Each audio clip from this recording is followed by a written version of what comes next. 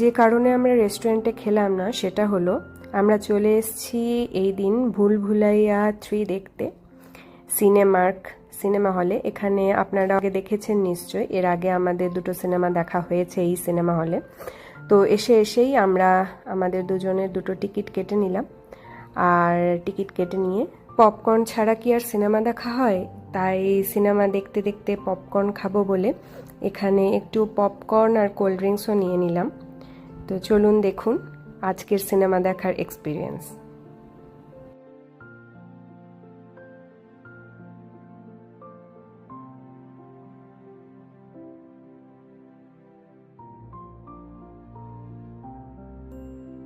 কিছুক্ষণ ওয়েট করার পরই আমরা টিকিট নিয়ে ভেতরে ঢুকে গেলাম। এরপরে একটু পপকর্ন খেতে খেতে সিনেমাটা দেখব।